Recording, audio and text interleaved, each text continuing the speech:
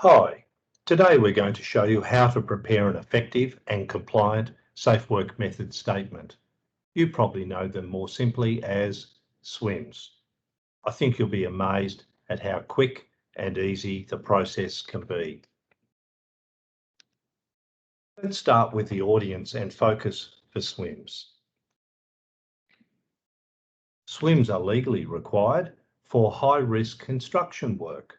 For example, construction work involving powered mobile plant, energised electrical installations, trenches or fall risks, drowning risks, or work adjacent to roads or railways.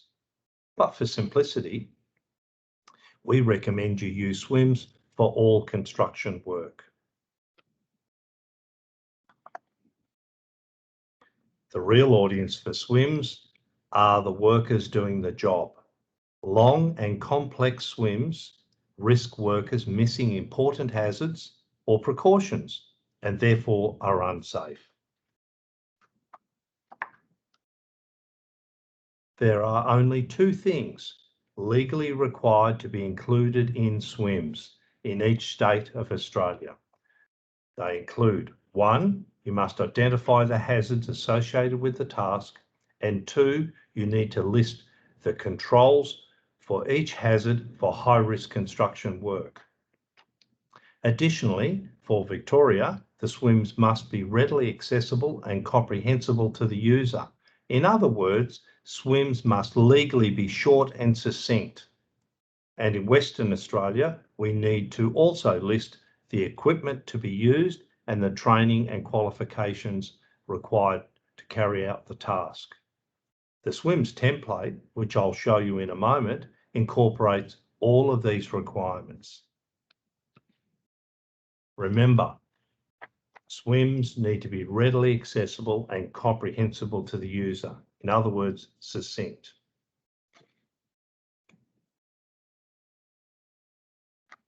The easiest way to prepare a SWMS is to, first, break the job into basic steps. Second, list the key hazards at each step of the task. And finally, determine the key controls for each identified hazard.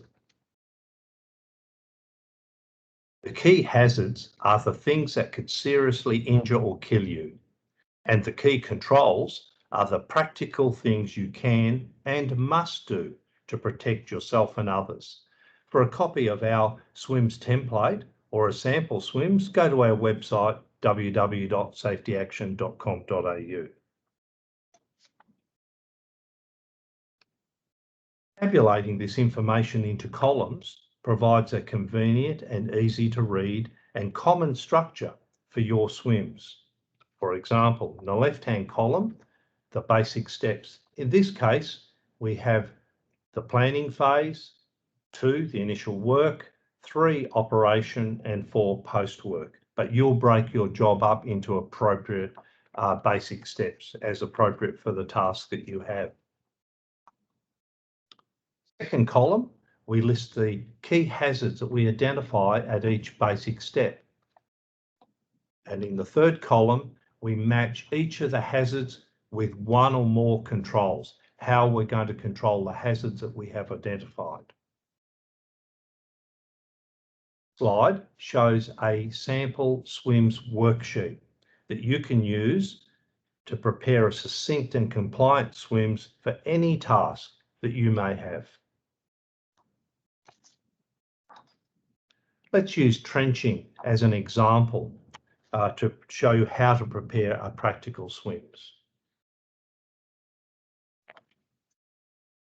For convenience, we'll break the task of digging a trench into the following basic steps. 1, the planning phase. 2, initial excavation. 3, entry to the trench. And 4, post-excavation work. Now turning to the key hazards for digging a trench. In this example, you can see at 1, the pre-start planning phase, we have identified 3 key hazards. 1, the excavation could collapse if it is of incorrect design. For example, if the excavation is too steep. 2, we could strike underground services if we fail to identify them. 3, mobile plant or vehicles could strike overhead power lines or people. Then looking at the key controls for each of those basic steps, sticking to basic step 1, the pre-start planning phase, which we've just looked at the hazards, we now have the controls for each of the hazards that we've previously identified. Therefore, 1, a competent person is to specify the design for excavations greater than 1.5 metres deep, which will include shoring or battering or benching as necessary for the soil conditions and depth for that trench.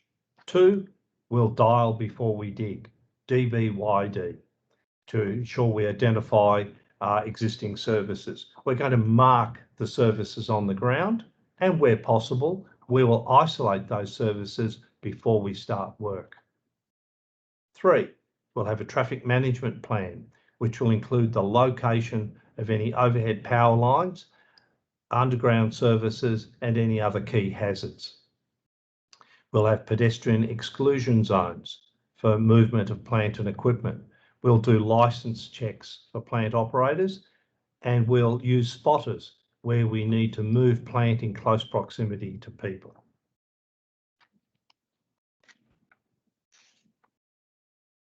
The completed SWMS may now look like this: page 1 and then page 2.